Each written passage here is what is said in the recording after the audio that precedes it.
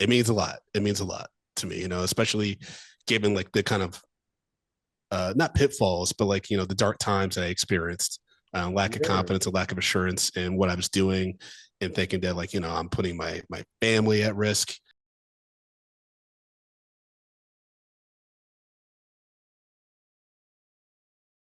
And welcome back to another episode of Keeping It a Bean. Keeping It a Bean is a podcast that brings together commentary and conversation all over a cup of coffee or tea, depending on your thing.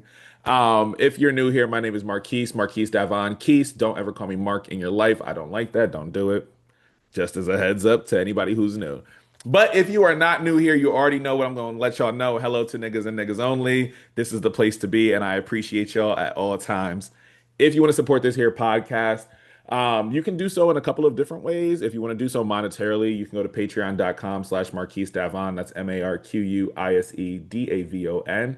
You can also just buy my coffee. So if you want to buy Leroy's Blend, partnered with BVP Coffee, you can do so every single time you buy a bag of my coffee. You are also donating to a HBCU scholarship fund. So please make sure that you are supporting our people, especially during this time as they are trying to close the schools. So please make sure that you're continuing to support in that way. However, I understand it's economic anxiety. We live in the hood. We out and about. So if you cannot donate monetarily, you can do so non-monetarily, and you can do that by every time sharing these posts whenever you see them across social media. Make sure to leave a rate and review wherever you're listening to this here podcast. So if you're on Apple Podcasts or Spotify, hit that 5 stars, leave a review on what you enjoyed, what you might not have enjoyed, or something you'd like to hear me talk about a little bit more. But this helps podcasters show up on the algorithm a little bit more. And so that's just me letting y'all know how you can support. And then I think word of mouth is still the strongest thing out here. So tell a friend to tell a friend to tell a friend. If you know that you like this show, you probably have friends who might also like this show. So don't be gatekeeping over here, please and thank you. Okay. Other than that, welcome to another episode. It's so good to have y'all here. And I am so excited. If you are watching on YouTube, also, please make sure that you hit that like and subscribe button, that notification bell, because that means you're looking at these two very lovely faces on your screen. And so, this is the time to get into it. If you don't know this human, I did not realize I knew who this human was, and I've been following their work for a little bit of time now. But Brandon Collins is joining us for today's episode, so please give him a round of applause. Insert applause here. um, Appreciate it. Brandon, welcome to the show. How you living? I'm all right, man. Thank you so much for that introduction. Yeah, it's like we talked about before we start recording. It's Friday as the time is recording. It's pretty chill day. It's about to be hot as hell in New York, but I'm inside. I'm Okay. probably gonna stay inside for a while. Like, might make a Meanwhile, I got to go drink, take sit my out the back. behind there tomorrow, so I'll be all good. Yeah, man. Yeah. So, but yeah, things are okay. Given Mm, the circumstances of the world we live in, things are right. okay today.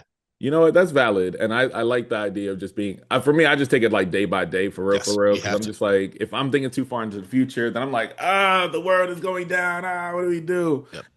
But today is definitely like a really, really good day.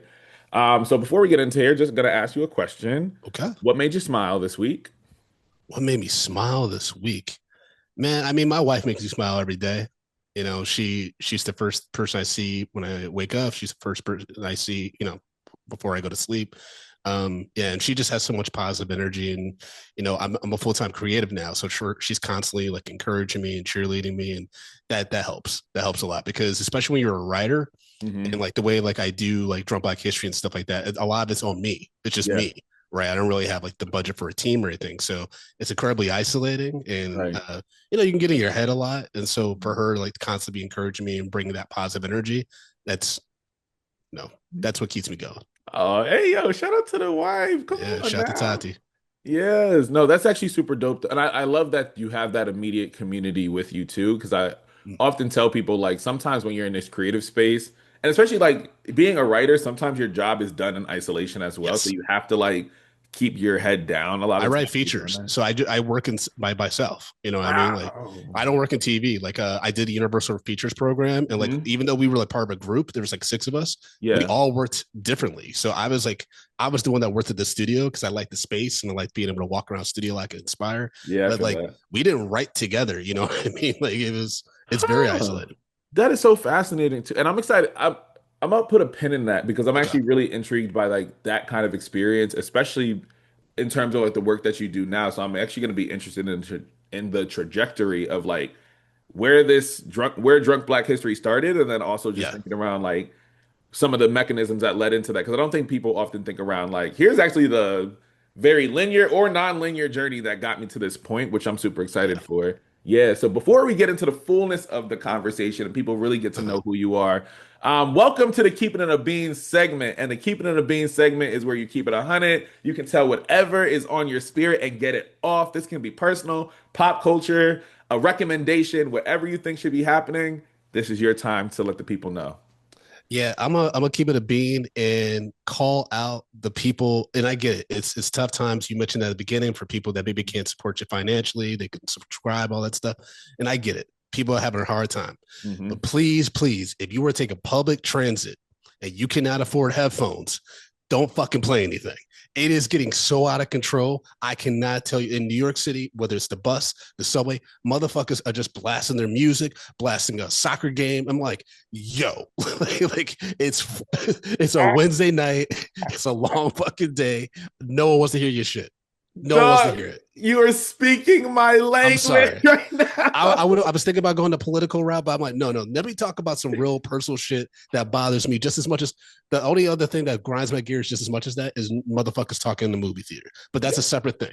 It's the subway right now. Like in New York City, it is out of control. Like it's bad. No, fully understand, and that's when I get so irritated by that because I think it's one of the most inconsiderate things you can do, and then I think the second piece to it is like y'all don't have secondhand embarrassment. Nope. Like There's this to no me. shame anymore, bro. There's no shame anymore. And it needs to be brought back. I think a healthy dose of shame is so important because it teaches people. And I'm like, and it doesn't have to be like the biggest shame either. Like Mm. people just lowest level of shame in my mind is like embarrassment. I tripped in public, and that's okay. I gotta do the little run type Yeah. situation. We just need to bring it back. But there's too many cameras around. So like that little one embarrassing moment can be the next viral sensation and nobody wanna like be regular anymore. It be cooking Yeah. me, dog. Especially like as a teacher, I used to see Oh, yep. so much dog. They don't want to be embarrassed. They gotta, if their hair's not done, they gotta put a hoodie up. I had girls like doing their edges in the classroom. The boys, if their haircut was a week late, Mr. Rich, I can't take this hoodie off. I'd be so irked. I'd be like, Yeah. y'all, it's okay. I look crazy too sometimes. Yeah, no, dog, that's such a real one because that it grinds my. It's the reason, like, if people call me on the train, I immediately just like, Yeah. Like I'm not gonna don't do it. don't talk to me. Don't I'm not doing it. And if I have to get on, I'm on the train. I'll call you in 5. That's it. Mm. And I hang up. No bye, no see you later, no Yeah. nothing. Off my phone. Like, Exactly, man. It's so like you said inconsiderate, and I think it yeah. all like stems from like the pandemic and people just like not caring about other people's space and Yeah. not giving a fuck. And it's just, hey, come on, like be considerate, be like a human. Hmm. And again, if you can't afford headphones for whatever reason, just be alone with your thoughts. Read a book. That's fine. I had a commuter's book every time I left. Yeah. I had one for my bedside. I got one for work. I got one for on the way to work. Easy way to read a couple different books at the same time, but it's just like, oh, each book is different. Can you do Um, that? You can read a bunch of different books at the same time. Like I mhm. tried that, and like my brain gets scrambled now. So this is how I do it. So I choose 3 different kinds of books to Okay, read. So like like different genres. different genres. Yeah, Okay. yeah, yeah. So if it's like bedside, I'm reading a memoir or I'm listening to a memoir. I'm not actually gonna because that's I turn my brain off. I was like, oh, that's an easy read. I don't gotta Yeah, think too much. it's Like, just a personal story. Someone, right. yeah. It's like this is fun gossip. That's really what I'm getting into, right? On the commute to work though, I like to read nonfiction. So I like to like learn while I'm going somewhere. Ooh, Um, what kind of nonfiction do you like? Oh, like I read the Black Radical stuff. I ain't even gonna lie. Like if I'm Okay, reading like a Baldwin essay or if I'm reading something Ta-Nehisi Coates wrote, like that's the kind of world that I like to get into. got it. Yeah, Okay, yeah, yeah, because yeah, I got into non like historical nonfiction, like given my background stuff, but um, and I like the Frederick Douglass book. but I also get really deep into like architectural history, which takes me down like a Ooh. weird, like one of my favorite books in the whole like in history is The Devil in the White City, which is about the building of the Chicago Fair, but also about a serial killer that like slowly was killing people around the Hold country and ended on. up in Chicago and was able to capitalize on the tourism and start killing.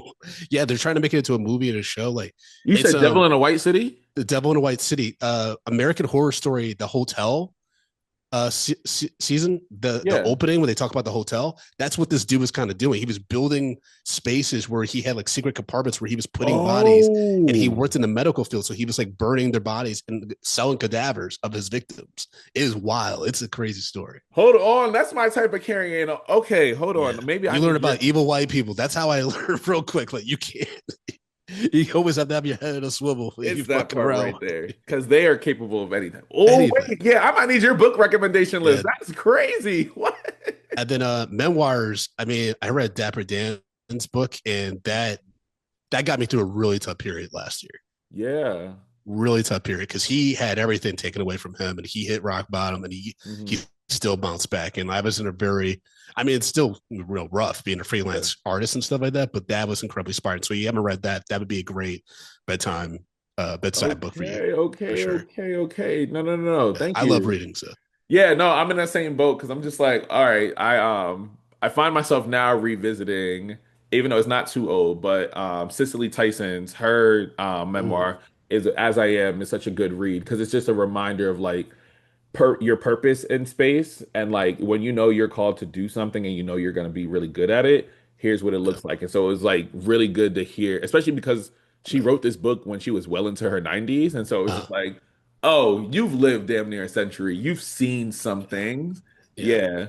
But her legacy, you know, like I just got like goosebumps for some reason. It's like incredible, but also at the same time, it's such an indictment on the Hollywood system. it The fact that the only work she can get is like in bootleg ass Tyler Perry movies, like that she could before her death. Like, come on now, that's it come talks her on. dog because that's the thing. And that is what I think and this is like a side tangent, but I think that's like the curse and the benefit of having like a Tyler Perry in these spaces. Like Mhm. there's Yeah, still, though we might not always like the content depending on what kind of, what kind of black person you kind of get into. Some people like it and it's their little getaway.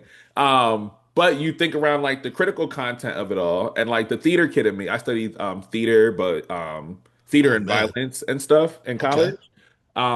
With a focus on like black dramas. And so I sit there and I'm just like, dang, dog, you really like you think you might be subverting some of the minstrel show like stereotypes and archetypes, but in reality you're like playing into them. But like the psyche of a person, if they're like, why is this so familiar and why is yeah, this funny?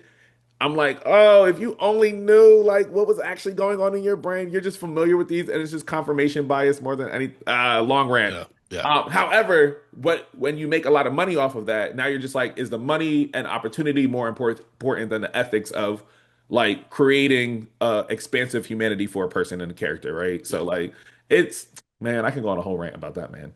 I But hear that, yeah, for it's like sure. it's a hard ethical line to like figure out like where you fall into it. Um, yeah, dog. Oh, I could talk But about books forever. Okay, yeah, wow. well, I mean that makes sense because if we both have theater backgrounds, we're both educators and stuff. Like Mhm. we're naturally inquisitive about art and history, and so Yeah, yeah, that all yeah, makes sense to me. Like once I hear more about your background, I'm like, yeah. oh yeah, that's why we read a lot. Yeah, but also it's the burden, right? Like that's the burden of like being the historical fanatic is like so much, and then you talk to people who you would think would like college educated, what have you, Yeah. blah blah blah, and they know nothing, and then you talk to even less educated people, like informed people, and you're like, oh, we're fucked. Like, I'm sorry, but we I'm long term telling we you, are like right now it's okay. I'm taking it day by day, but long term it's hard to see. my friends tell me they're like, Marquise, I don't think they're surprised at my pessimism when it comes to this kind of stuff. And I was like, I don't think it's necessarily because I, I was like, I'm not pessimistic because I don't think that there's hope. I'm always like a person who tries to stay like glasses half full.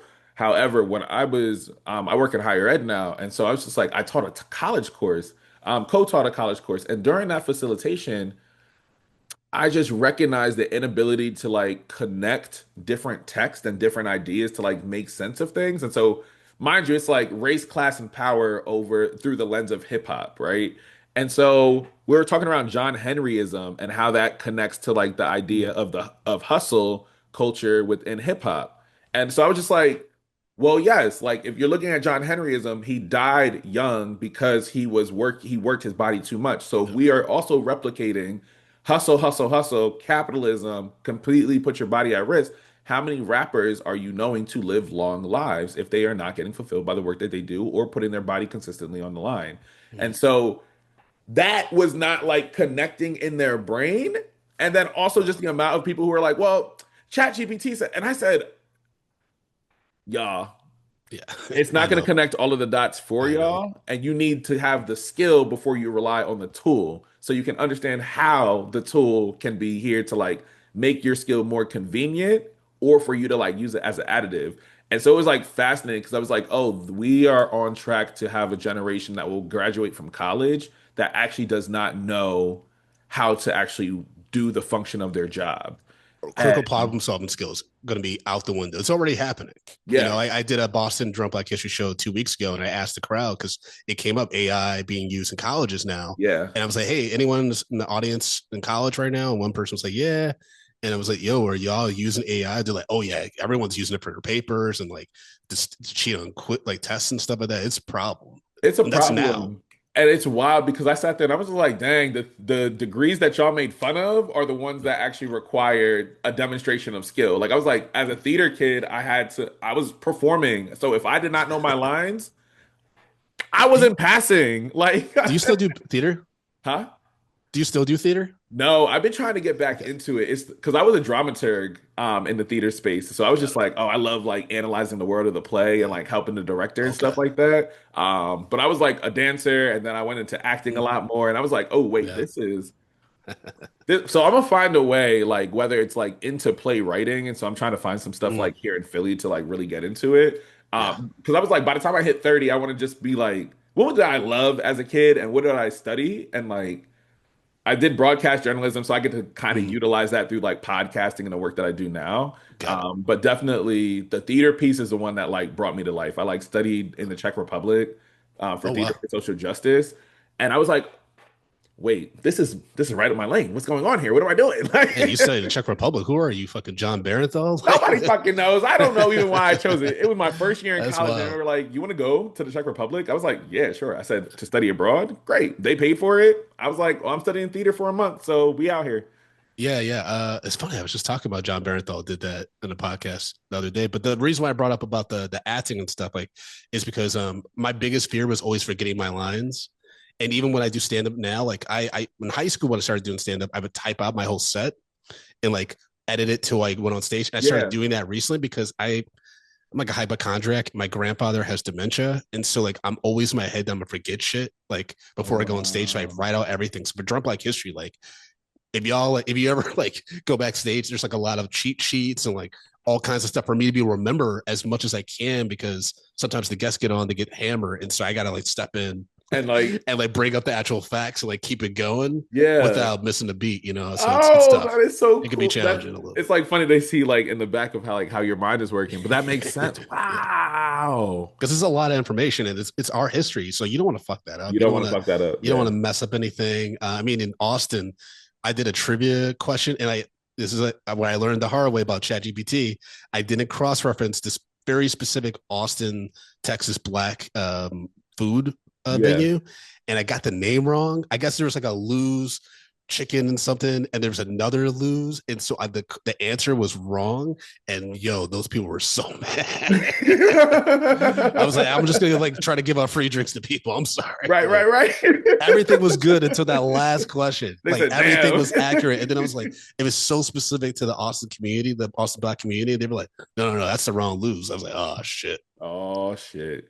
Yeah. That's good. But it's good like to even see like that level of like cultural connectivity with like Yes. the audience and stuff, especially when it's like so focused and local like that. Mhm. Oh man. Yeah. Oh yeah, I'm excited for this conversation. This was good. But before that, I'll give my hot take as well, and then Yeah. we'll get into the fullness of the conversation. Um, if I'm gonna keep it a bean, y'all need to appreciate your mean friends in the group chat more often. I think Okay. most of us catch the majority of the flack. However, we are the friends that, though we are also a good time, we also don't believe in the bullshit all the time either. Okay.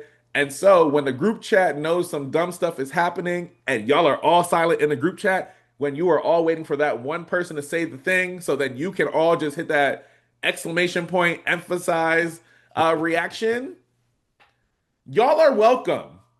I personally, as somebody who's been identified by others as the mean friend, I'm tired of having those tough conversations with our people all the time. Mm. I don't always want to do it because the mean friend takes the most amount of hits and gets misinterpreted and all those other pieces Yep. all the time. And so I do think we are the most misunderstood friend in a friend group just because we are the ones to have to tackle the hard and courageous conversations more than our other friends are. So be nicer to your quote unquote mean friends. That's all I'm saying. I hear that. Yeah, I think in my group I'd probably be considered the mean one. Like 'cause whether it's like my deadpan Yeah.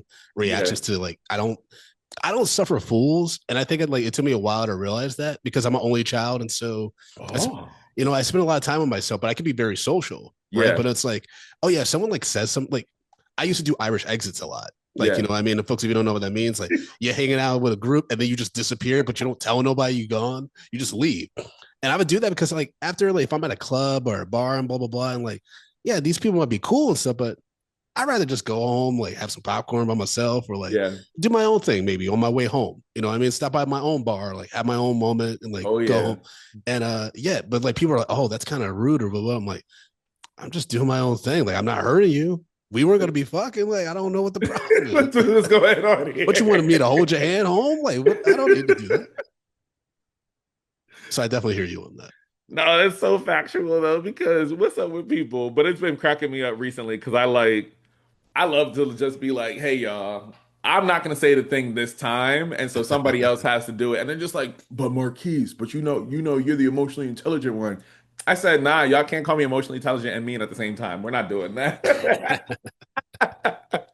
Well, I think that's probably why people maybe say you're pessimistic. It's just that no, you're a realist, and if you know history and you see certain red flags, it's like, hey, I'm gonna talk about that. Like when I worked at WeWork, it wasn't even like a historical red flag. It's like, hey, we got acquired by WeWork. We're a coding boot camp, and they are a real estate company. How does this make sense? I did real estate in grad school. Like someone explained this to me. They're like, Brandon, you're being such a pessimistic person. I'm like, okay. 2 years later, the company imploded because it had no business model and was like hemorrhaging money. So okay, cool. Make it make sense. Yeah. No, and I love what you are also like naming in this conversation too, because now we're gonna lean into steeping into the conversation. You see, steep tea, steep, and you Mm-hmm. let it marinate a little bit. Yep. See, we out here, we be learning. My kids swear. I told my kids I'm the funniest teacher they're ever gonna have. Did I laugh at my own jokes? I did. But I tell jokes for me. I don't tell jokes for other people. So nah, but I appreciate you and like the work that you do because I Oh, thank think you. your work is like super important, especially more than ever right now, right? Yeah. We are witnessing this government take away institutions of history and culture and Yep. artistic spaces as well. And this is how like a lot of our kids are also learning. And so for the work that you do as a screenwriter, as a cultural commentator, as a comedian, but also gathering folks in a space of like we're gonna learn some history. Now I might be a Mm. little tipsy while I'm learning it, Yes. but here's a way to like fully engage. And somebody like me, as an educator, I really find value in creative ways to engage folks and like but how can we teach you this differently and that it will still be memorable and Yep. digestible for you so I can absolutely meet you where you're at? And so for to kind of color the conversation a little bit too, while I admire the stuff that you do, it reminds me of like when I first started podcasting, I graduated from college and I Mm. remember coming home and I told my older brother, "We are going to dismantle white supremacy, patriarchal capitalism. These people are going to da da da." He goes, "Bro, what the fuck are you saying?" And I said, "Like, we got to dismantle Listen to the me. system. What are you talking about?" He goes, you none of us got high school diplomas. So if you can't tell me and explain to me what you're trying to do, I can't support you because I you're talking above me. Got And it. so he was like, nigga, if I don't know what you're saying, are you actually doing the work you say you want to do with the Mm. community? And so it was like a moment of humility for me and also a moment to like refine, like, do I actually know how to explain certain things? Am I meeting people where they're at? And what I Am I really the leader that I think I am too? You know what I mean? Like, no one wants to be Will Ferrell in Old School, where you're just running out naked and no one's behind you. dog expert level reference. We love to see it. But I say that as well because I do believe storytelling is one of the purest forms of building empathy and community. 100%. And that's what you are also doing with this space. And so, one, I would just be curious to know, like, what was your inspiration for even starting this series? And did you kind of foresee, like, oh, this is going to be even more important and culturally relevant at this point in time? That's a thank you for the question. Mhm. So the show came about when I like 8 years ago when I started the show with my former co-host. We were, he was born and raised in Newark, New Jersey. I was born and raised in Ann Arbor, Michigan, and we just had different experiences like with Black history growing up. Like I was very sheltered, and I also grew up in a very white suburb, despite Yeah. it being very liberal leaning, right? And so we talked about so many like Black figures that like aren't talked about in mainstream besides Malcolm X and Martin Luther King and Rosa Parks and stuff. Right. And it's like I've been producing shows since I was in high school. So I'm like, all right, like let's put together a show. Like I'll come up with the format, we'll figure it out. And basically it was shaped around storytelling. And like, me as an educator, I use some of my best practices and like I just how to put a lesson plan together and shit like that to Yeah, figure yeah, out yeah, what's the best way to do this while also mixing comedy. And then the drinking element was just to provide some extra levity yeah. to one because our history is so heavy at times, and then two to loosen up the comedians or experts who maybe are nervous about being on stage because that happens, especially when you get like field experts who aren't used to being like on a big stage with a huge crowd. Yeah, yeah, yeah. They can create a lot of anxiety and stuff like that. So the alcohol, or sometimes we provide edibles and stuff that helps provide a little Energy. bit of relaxation that you normally wouldn't see. And also some great comedy like Dr. Andre and Perry. He did our Bell House show years ago, and he Hmm. like was drunk and he blacked out on stage, and then he like came to. He was like, oh, and then he like Black Stats Matter, and then he broke down redlining in a very statistical way. It's incredible. Like the videos on YouTube Yeah, on our yeah, the yeah. Drunk Black History YouTube page, but. To answer your latter question about did I see where this is going to go given the political climate, in a way, yes. Hmm. So in the early years in 2020, between the COVID lockdown and George Floyd, um, we initially were going to do a live Juneteenth show in Yeah. 2020. Obviously, that couldn't happen because of restrictions, all that stuff. And my wife is like, Brandon, you know how to use Zoom, like you do it, like for your director role in your corporate job. You know how to function, like how to manage a big group, like and how to interact and provide engagement on Zoom. Do it Yeah. online, Drunk Black History. And I was like, really? She's like, I think people need it. And so like I did it and Wow. it became a global event, like hundreds of people in a Zoom room, booked some incredible guests. Some were a little bit too drunk because they were at home and they didn't really have anyone to support them and stuff. So they got a little too fucked up. But like that was the beginning of me seeing like, oh, like we have to meet the moment of like Yeah. what the culture and what the people need to fight against, this tyrannical administration, right? Right. And now that it's back, the pendulum swung back even harder towards the right and this conservative movement. It's like, oh yeah, this is important. That's why, the tour last year, it was just like mostly local shows in New York City for Drunk Black History. Yeah. This year we've been hitting the road. We did LA, we did Austin, we did Boston, we're doing Detroit, we're doing New Orleans, we're talking to venues in Wow. Chicago, Orlando. We're going all around the country because this is needed. More than ever. And I'm constantly getting messages and people reaching out saying, please bring this to like Houston or bring it to like smaller cities. You know what Wow. I mean? Like we needed Chicago, like all these things. And so, yeah, I'm trying to meet the moment, and trying to make sure that, as long as I don't put our mortgage at stake for doing this event and stuff, but it's been incredible. Just like, between the Black creatives that I've been booking for the show, the audiences that are coming out and Yeah. just saying like, the best thing about the show is I learn. Like, not that I'm laughing and having a good time, it's I'm learning something new. And that's the most rewarding thing about the show. Um, and I've also been doing it by myself for the past 2 years. And that's been both incredibly terrifying, but as well as like rewarding, Mhm. because it's given me a huge boost of confidence in regards to my production skills and hosting skills. Yeah. Because I've always kind of had a co-host for like any kind of show I produced, especially since I came to New York as a crutch. Because I've Right. always, I'm only child. I'm always been kind of like, you know, a little like deferential. I have Yeah. great chemistry. I can play off people very well, but it's hard for Yeah. me to be the leader. And so doing this show since last year by myself has been a great way for me to push myself to get that confidence being on stage. It's been so much fun. and just been having a great time doing the show, and again, just spreading these stories because they're all incredible. And honestly, Hollywood studios would be making bank if they did even half of the dope Black history stories. Like our recent episode is about Robert Smalls, who Yeah. commandeered a Confederate ship, took his family and other families to freedom, and then and then he became. It was like he has an incredible story. Like Yeah. and I'm like, this is a movie. This is a fucking heist movie. It just happens Facts. to center around slavery, but this is incredible. You know what I mean? Wow, wow, wow, wow, wow. And there's so much like goodness in the stuff that you were talking about within that piece because you're like, yeah, part of this is like one, thank you for sharing your journey on like how you got here and like where it's going too.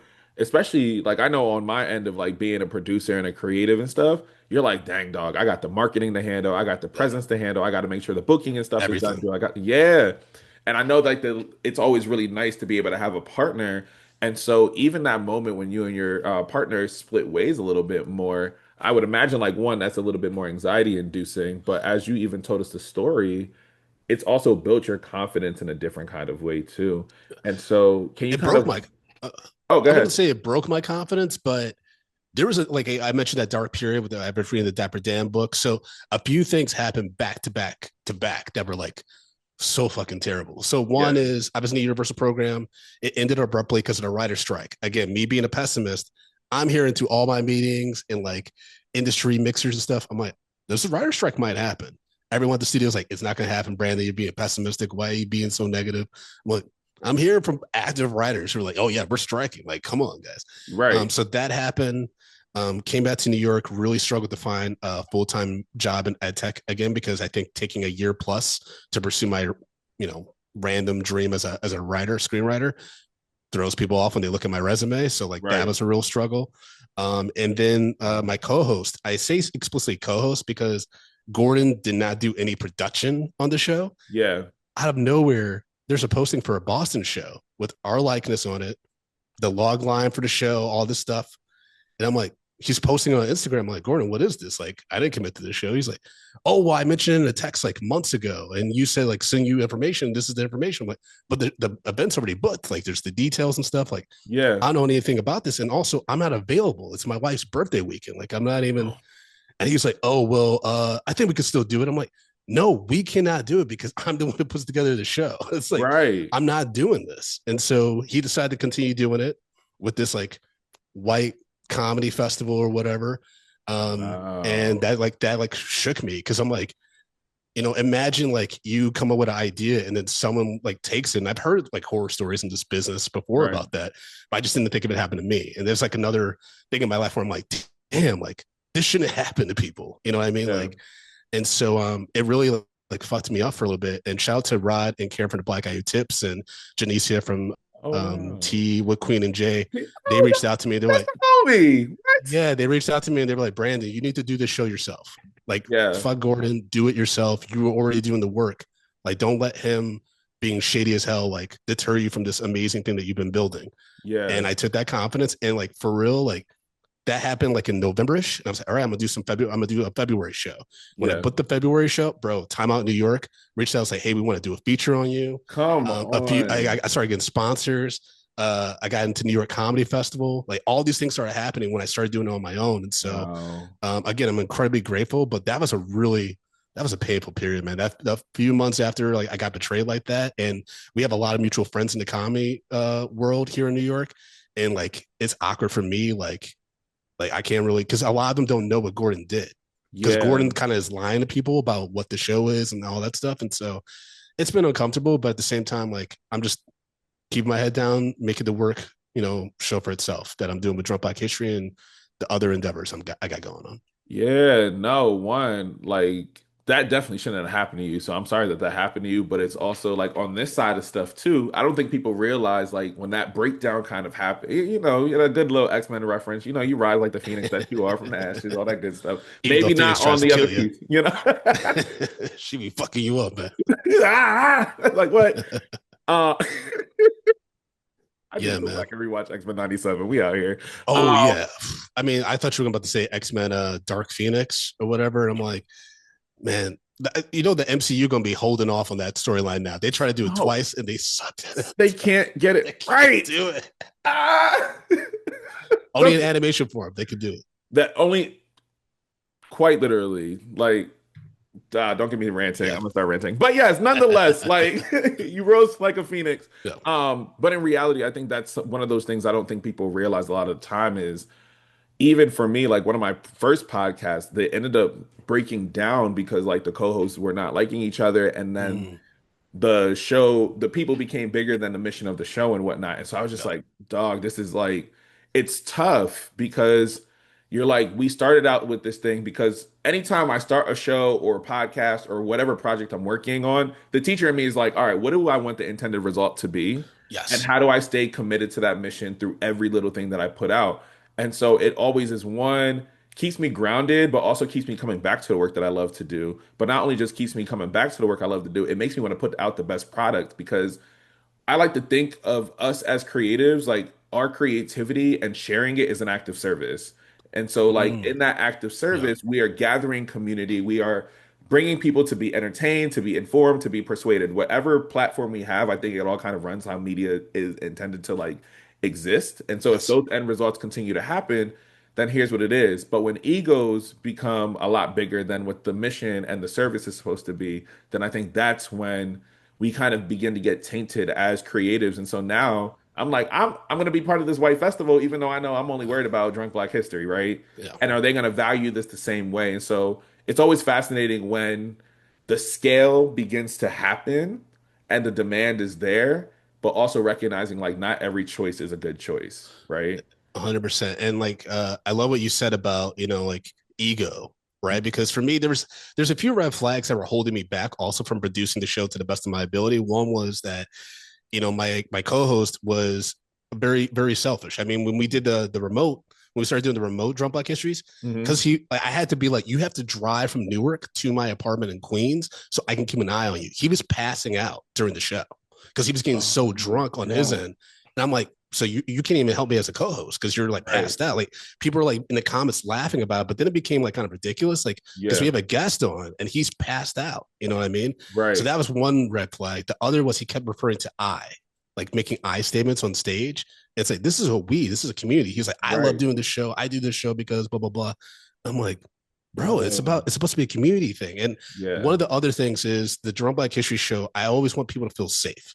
Right. We welcome everybody. It's not just Black folks. We welcome everybody because the more people that are not us that also learn our history and the oppression we dealt with, the more empathy and understanding you can create in society, right? Yeah. So I'm like, I want everyone to feel safe because that's why I sometimes make ignorant jokes because I want that person to feel like, oh, I didn't know that. So I'm glad that Brandon brought it. Like, for Yeah. instance, we talked about Divine Nine, right? And Right. so when our guest Ayana Duki, shout to Ayana, she was breaking down the different houses or the different orgs. I was like, oh, it's like, houses in Hogwarts, Yeah. right? And it was like a silly little throwaway line. And like, it was kind of like, she was like, that's an interesting analogy or whatever. But I'm like, I'm trying to make it universal so other people can understand what is this kind of like? Like, what are the rivalries like and how the different dynamics and stuff. And I had a brother come up to me after that show. He's like, hey, man, thank you for asking some of those vulnerable questions during the Divine Night. He's like, I didn't know that shit. And I'm a black dude. So I was like a little embarrassed. I'm like, I'm willing to be that voice for you on stage Yeah. Oh, to help you make that's those connections. You know what I mean? I'm willing to be that vulnerable. And another red flag for me was that Gordon made me feel like shit because of that. He didn't create a safe environment for me. Like he would yeah. be the one that kind of harp on it and like Right. clown me for like another 2 minutes about it instead of us being able to Wow. move on and do something else. And so I was like, I'm all about safety. I want the audience to feel safe And because that it's and intense. It can there's be a lot intense of sometimes. there's a lot of goodness that you put in there too in terms of like safety and vulnerability is a way to like again be able to one build the space of community, but also let people know that learning is a lifelong process as well. And that's what a lot of what 100%. I'm hearing from you as you talk about this is because as you talk around in terms of we, us, community, there also has to be this space where it's okay not to know because the space that you're also creating is not just that, it's also you're shifting how people get to experience different kinds of events. And Mm-hmm. it's something I've been noticing has People have been looking for more sober, curious spaces. People are looking for spaces to engage in community. They might not always want the DJ playing all the time. They actually want to sit down and like listen to people talk, Yes. right? And that ain't no shade because I be outside and I'm a nightlife poppy. And like truly and honestly, Nightlife poppy. truly. But That's if you get me to sit down and like learn something, like that's actually my favorite kind of event. Like that's what I yeah. do for my live show is like, hey, we're gonna come in, we're gonna do a luxury coffee tasting, we're gonna be able to vend some local vendors, but also as we are like learning about a particular industry or conversation, then there's a workshop that follows after it. And I didn't know if like the workshop model was gonna be working for people and be like, all right, well, y'all are also gonna get a skill that y'all can leave with and like learn something. I'll be like, these niggas about to be like, why you got me learning on a Sunday when I can be at church or brunch? Like, but in reality, I No, people found are looking for that. but that's yeah, that's exactly what it was. People are like, "Oh, this is actually how I would prefer to spend a Sunday." Like we get to be in a space that people get to talk and dialogue and we can hear each other, but they don't feel the need to like perform for others either. Oh, go ahead. I think it's also like when you're in person like that, I think that that's what can keep us, like what we complained about earlier. Um, that can keep us accountable to one another and being respectful and being considerate of one another's Yeah. spaces, ideas, giving space, taking space. Because for some reason, the only form of entertainment where people just don't give a fuck, they'll have their phones out, they'll talk, and whatever, isn't a movie theater. Like at live events, if you're engaged, people are like, yo, shut up. Like people are like, hey, stop. Like, what I mean? They Yeah. correct each other. But that never happens in movie theaters for some reason. But like in my live events, like when people get too crazy, people are like, yo, you gotta stop. Like, Right. because sometimes the audience gets a little saucy too, Yeah, yeah, obviously. And yeah, a so little son, um, which is son. fine. But like then there's sometimes when like we've had a few heckles, but like that gets course corrected real quick. We don't even have to really intervene Yeah. in that, which has been great. Which is really dope because I think some folks might even like the assumption I'm going to enter your space. This is comedy, so I get to like heckle and engage in that way. But in Yep. reality, you're like, oh no, babes, this is theater etiquette. We are going to get some It's stuff yeah, that. we got stuff to talk about, you know what I mean? And Yeah. like it's important. Like, again, it's these stories are important for people to know about. And even like for instance, Dee Woods from Day of the King, she talked about Lake Lanier. And that's like, just Wow. like really haunting, creepy story. It You know is. what I mean? About this town that was washed out and like people drowned there all the time. Like I think Usher's his ex-wife's kid died there like a year or two ago. It's a very weird part of Black history, but it's also like interesting because you don't know about this reservoir in Georgia if And you don't you go to our show. and it's like okay. But yeah, dog, because you're saying a lot of stuff too that I think is important of like connecting the personal to like the actual macro of it all too, right? So you're like, hey, no, these are people who know specific things. So even being able to know what Lake Lanier is, people in Atlanta know what that space is Yes. and know like we ain't messing with that. Don't go there. They Yep. said you're Yep. Yep. building a what on top of there? No, right? Yep. Um, but there are so many things that you have said that I'm just like, oh, this, yes, you get it. But something that I'm even more intrigued about is what it was like for you to be able to build this tour out too, right? Like Yeah. you are doing all the things, you are heading to different spaces. So like Yes. in preparation for that, are you also doing research that is like specific to the spaces that you are going Oh, to of in order course. to do that? And so Of like can course. you walk Yeah. me through that? I want every show to feel special. I want every show to have its own unique experience. If you even look at advertising for the shows, I always have like specific things to that city Yeah. in like the advertising, like where it's like Drunk Black History is coming to Detroit, for instance, right? I'll have a bunch Yeah. of Detroit historical Black figures or events and obviously Motown and stuff like that in that video. So that's going to be coming out next week. You know what I mean? I'm Yeah. always going to do that because, it's very easy to get complacent and like just do generic, like I'm going to do the same thing for all the different shows. But no, like every city deserves its own um, acknowledgement of its Black history and how it contributed to this country, right? Yeah. And this country's success. I think that's the thing that's very overlooked with our contributions as Black people to America. And so I always take the opportunity during the shows to highlight local Black history Hmm. and it's been great because even people that are local are like, oh shit, I didn't know that about Boston or LA or Austin, you know what I mean? So Yeah.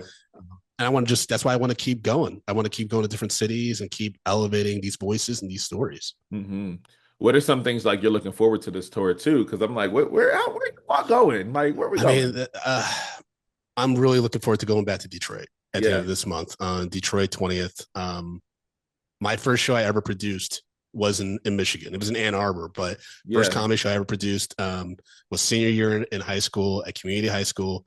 We were part of a sketch comedy group at Pioneer High School, but then like that kind of fell apart.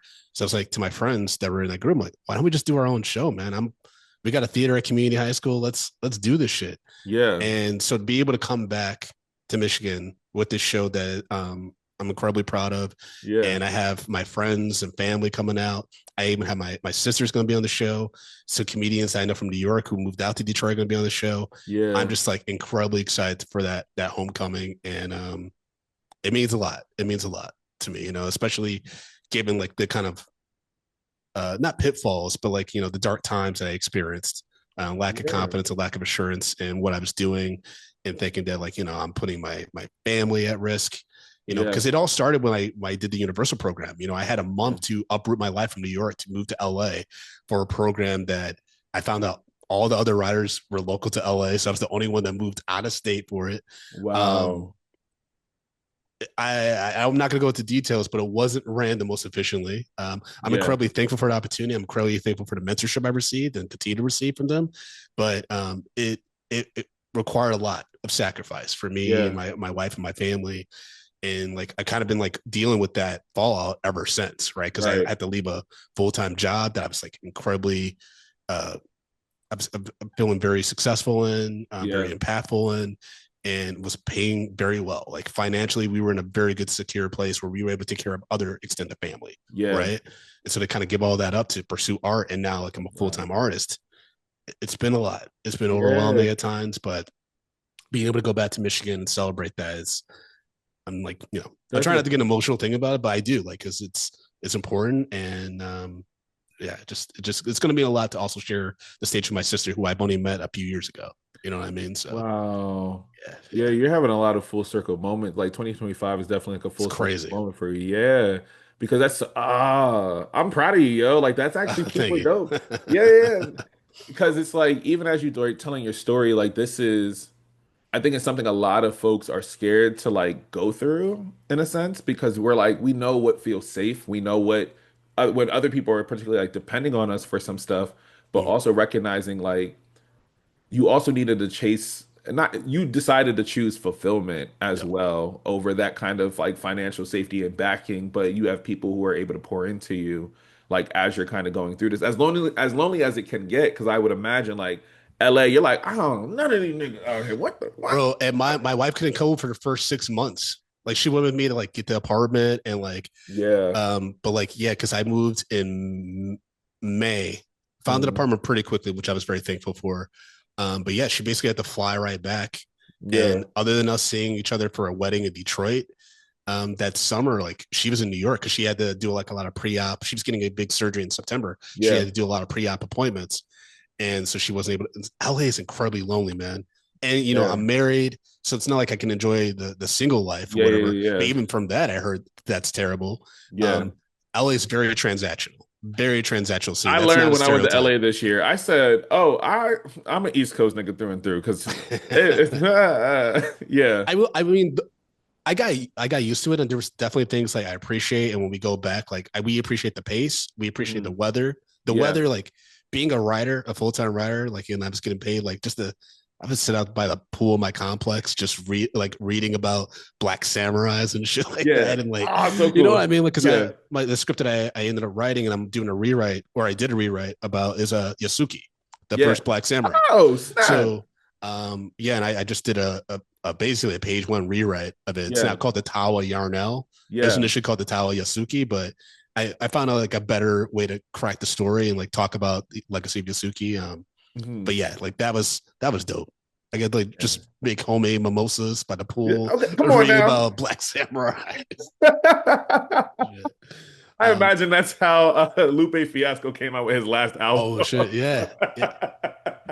It's But that's like, what I'm saying. Like, I don't take it for granted, and I'm very thankful for the opportunity. But like to what you were talking about earlier, like LA is just incredibly lonely. And when you're lonely and yeah, you're creative, that can really fuck with your ability to yeah. be creative, ironically. Nah, truly and honestly, because there's something around like being able to like live life and like I always go back to like what August Wilson used to do of just like being around people and hearing how people spoke to each other Yes. and being able to like build out those memories. And that's why characters became honest. That's why his plays feel accessible to so many people. I know who he's talking about, right? I know these Yeah. characters in some way, shape, or form. And so something I'm thinking around a little bit more, especially as like we're finishing up with the interview and whatnot. The conversation doesn't even feel like a damn interview Yeah. for real. I was like, dang, I'm geeking out with this man right here. This is dope. Um, but something else I'm thinking around is like even a little bit more of like, did LA give an opportunity and like with the writing group as well, give an opportunity to one kind of refine your creative process, or what were some things you like learned about yourself that you then took into Drunk Black History? Oh, that's a great question, actually.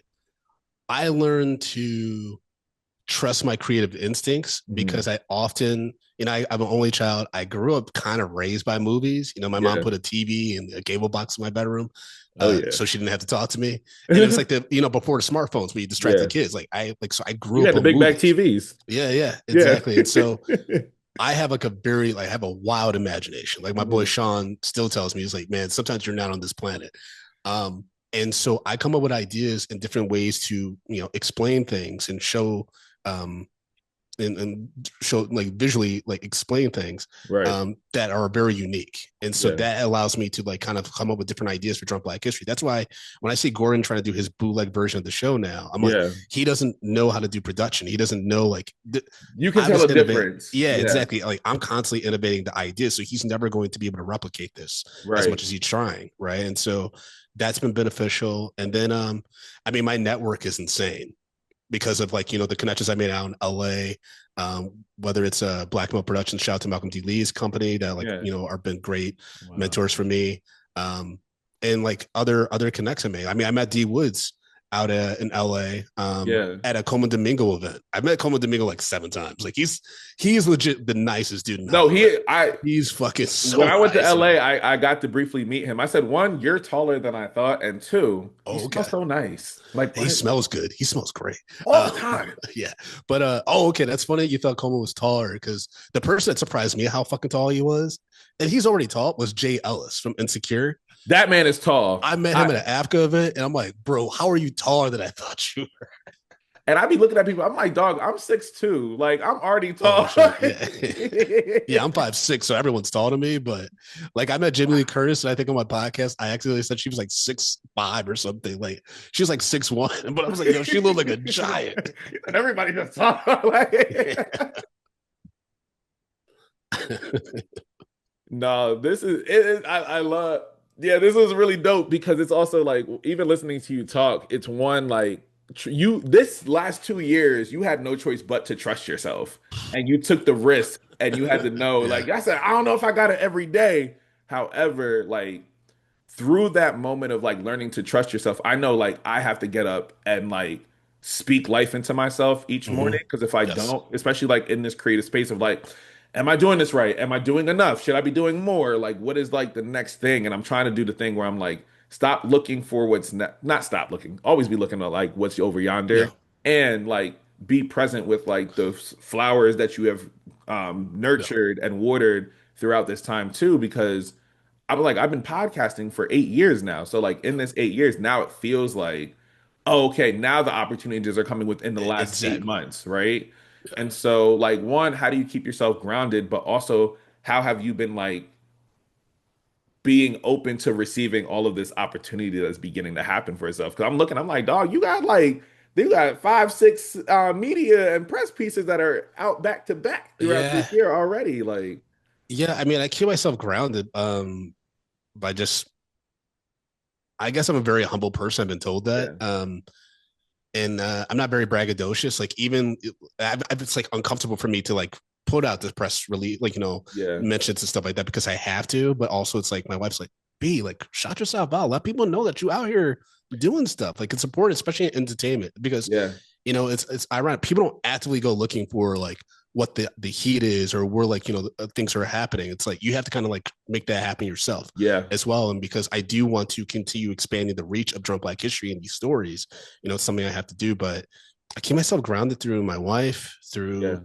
my friends that are non-comedy related. That helps out a lot. That's actually what helped me get through some of the.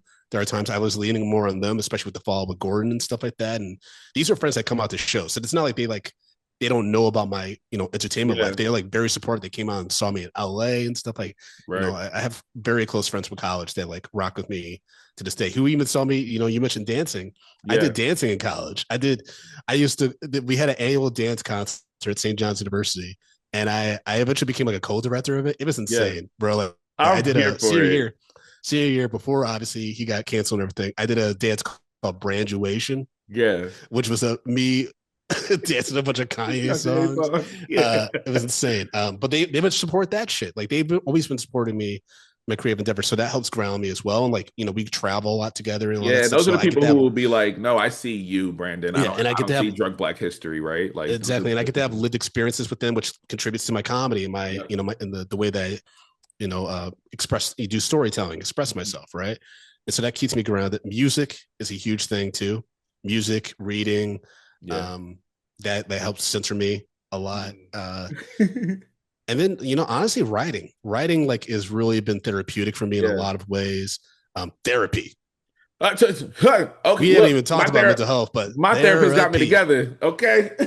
Yeah, I mean, when I started meeting with Alan, like in 2019, it was perfect time because it was right before the pandemic, right Yeah. before shit got real crazy, and he's helped me deal with a lot of trauma, a lot of Mhm. baggage, ways that I handle conflict, Yeah. shame. Yeah. That's been great.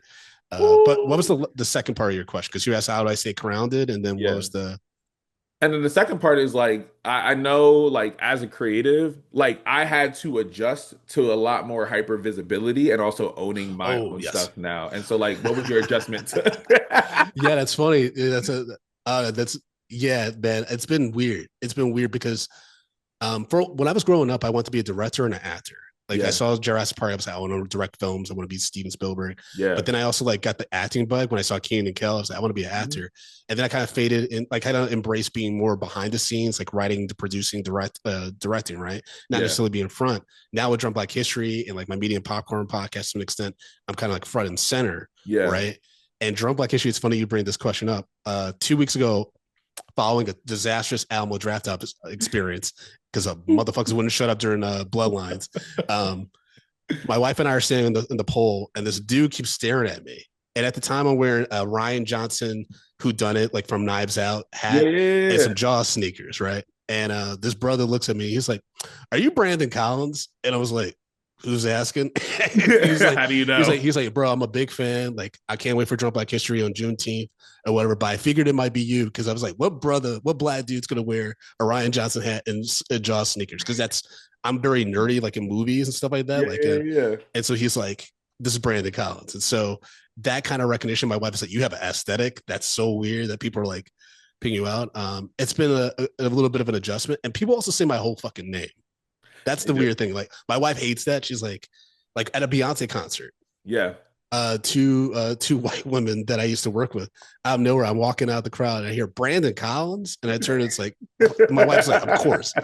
Um, but yeah, like with the fans for Drum Black History and the other projects I have, like they say my name. Like at Gotham Comedy Club, I went to a holiday party, and the manager of the club was like Brandon Collins. I'm like, who are you? They're Who are like, you? yo, I'm a big fan, Drum Black History, blah blah blah. And I'm like, cool, book me at the club. But also, like, how do you know me? Like, it's so weird for Right. people to be like, for me to have that kind of recognition. But I guess it is something I have to get comfortable with. Yeah. I And don't. It doesn't I bother me though.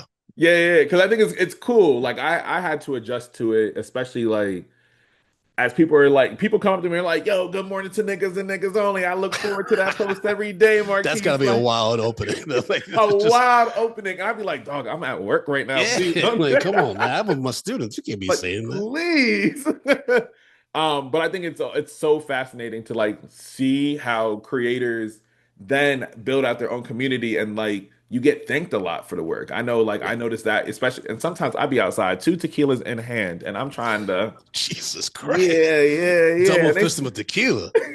You must have had a rough Tuesday. no, no, no, no. It's just Taco Tuesday. That's a regular Tuesday. What you talking about? But in reality, some people used Yeah. to come up to me and be like, "Yeah, I really loved how you connected like this Janet Jackson and sexual awakening, Mm. all these conversations and being grown all together like this." Hmm. And I'd be I like, connected Janet Jackson with my sexual awakening as well. "Come on now, we love that we see So, each other. Where have yep. you been?" Sweet Lord. When I remember when I first saw that If music video, I was like, man, it was like, I'm like, man, my mom knew I was a straight man because she saw me watching these videos. She's like, Jesus, Brandon, calm down. Meanwhile, I'm the one who's just a fan. I'm just like, "No, she's so cool. Look at this." And they I said, mean, the "Oh, you are music not a straight is man." incredible. The music is incredible too, though. Like, Oh my God, absolutely. Like I tell everybody, Velvet Rope is one of my like top five albums of all yeah, time. Like yeah, it's ridiculously good. yeah. Dog, I appreciate This is this. so much fun. Thank This you. was fun. Oh, but before we even like close out anything, I just need you to know you are wearing a Patty Mayonnaise shirt. And yes! I was gonna say when you were talking around black people in television and stuff, I said Yep. Patty Mayonnaise is a black person from TV. Like, I actually had a podcast, but you know what it was? I had a podcast called Patty. What the fuck did I used to call it? It was a Doug recap podcast where I was trying to figure out the race of Patty Mayonnaise and other people because I'm like pretty like there's a theory that Patty Mayonnaise is black, so let's rewatch the show and try to figure out the races of everybody. Like yeah, yeah, yeah, Skeeter's Guyanese, right? Like we're yeah. trying to figure out all this shit, and it got traumatic for me because rewatching the Doug show, I used to love Doug, Doug is and I my favorite never. cartoon. But bro, have you rewatched as an adult? Because when you rewatch it, you realize how neurotic Doug is and how he needs counseling. And you're like, oh fuck. Like I was just a broken teenager. Like, No, what does your dude, favorite cartoon say about you? exactly. Like when I rewatched the Doug podcast, and I like blanked it on my life because I just I gave it up. I get what kind of mayo? That's what it's called. It's still like I think the first season's still on like podcasts and stuff like that. But yeah, it got traumatic for me, man. I Oh was like, I my, can't do this. Doug is just so out of pocket and how he handles stressful situations. It's terrible. It's really bad. It's not productive at all. It's not healthy. I feel like I want to rewatch it now, and then I feel like maybe not. It's really man. If you haven't rewatched in a long time, it might be. I watch like 3 episodes and get back to me. Yeah, Message yeah, me what yeah, you yeah. think. Okay. Yeah, yeah. Because I was like, for me growing up, I was like, Doug, Hey Arnold. And when I Yes. got older and realized Hey Arnold, I said, they're all in poverty. What? Yeah. Yeah. And for me, Yeah. I know people do like Nickelodeon or Disney. Disney was great. Love Disney down, but something felt really like relatable with Nickelodeons were Nickelodeon in my great. Yeah. mind. Yeah. I actually met one of the writers from Doug at like an event in LA a few years ago, and because I had this shirt actually, I had Yeah, this shirt at a table reading, and he was like, "Oh yeah, we never really talked about race, like who, like what race was what on Doug, but there was a lot of like hidden like religious aspects because the head writer was like incredibly like religious." And I was like, "Interesting." I was like, I never peeped like religious undertones in Doug, but wow. yeah, Meanwhile, I'm like, because I now Patty, I said definitely black. Skeeter, I like that. I liked where you went with it. You said Guyanese. I wasn't yeah, going with that that because in my brain, I was like, oh, any green character on TV is a black person. Like Piccolo, black. Skeeter, black. Well, Like, remember, Skeeter was blue though. Roger was green. Roger and the one big bone girl, they were like, because she's like lighter green, and Roger's like Roger he's isn't like pea green. green, yeah, with the orange hair, yeah, My yeah. I God. I Oh, forgot what race I posited that Roger was, but like folks, you can listen to What Kind of Mayo. It's like on random podcasts and stuff like that. But I only did like one season because I was like, this is too much, this is yo. too much. Like because Doug just kept like I mean I get it like he's like 12 years old on the show so gotta give him some grace but like I Yeah, remember loving it so much. I'm like this is how I handled all my stressful situations. Like you see him fumble the bag with Patty so many so times. much. Like Patty like Doug from the beginning. Like Hmm. it's no like There's no ifs, hey ands, or if buts and about that. exactly like she clearly likes this kid. Yeah. So the fact that he keeps fucking it up I was like yep that was me with a few He said, I that was get a it. few Yep. people in middle school. Yep. Shit. Damn I think I think I it. literally the last episode, I'm like, I can't do this anymore. Like, this is too much. Like I'm grown from this. Right, right. And he said, wow, what did that say? Damn, that's so funny. You can acknowledge your own growth through watching what Yes. you used to enjoy. Yeah. Yeah. Oh man, Doug, I gotta tell you, this is this conversation made me so I'm happy. glad, man. Thank you. Thank you so much for having me. Yeah, absolutely. Like, one, thank you again and again. Like, thank you for the work you do. Thank you for also sharing your story because I think so many people can relate to the idea of like, one, doing something on your own and having like to own that space, but also what it means to like ground yourself and Mm, grow. And I think oftentimes we kind of get scared of that as creatives, that are just like, yo, I got this idea. I hope that people respond to it, but the ways in which that people are going to it, they always say like people will come to it if you build it. Some people don't know what yeah. they want until they have it, and I see that a lot with the story that you're telling and the story and like your own personal journey. And so I thank you for Thank sharing you. that space. Black man, I see you. I value you. See Please you too. don't. Okay, we here. Thank you. Thank you. But yeah, other than that, let the people know where they can find you, and if you have any parting words, this is your time. Yeah, sure. People, y'all can follow me on Instagram at Frodo_Blackens. Because I'm a blurred. I don't give a fuck. You can follow Drunk Black History at official Drunk Black History on Instagram as well. DrunkBlackHistory.com for tickets to our upcoming Brooklyn Juneteenth show, December 20th, June 20th. We're gonna be in Detroit, House of Comedy, and then we got other upcoming dates this summer as well as Do You Drop in New Orleans in October. That's gonna be a dope like Halloween themed show because we got some interesting black horror lore in our history. So definitely come out for that one.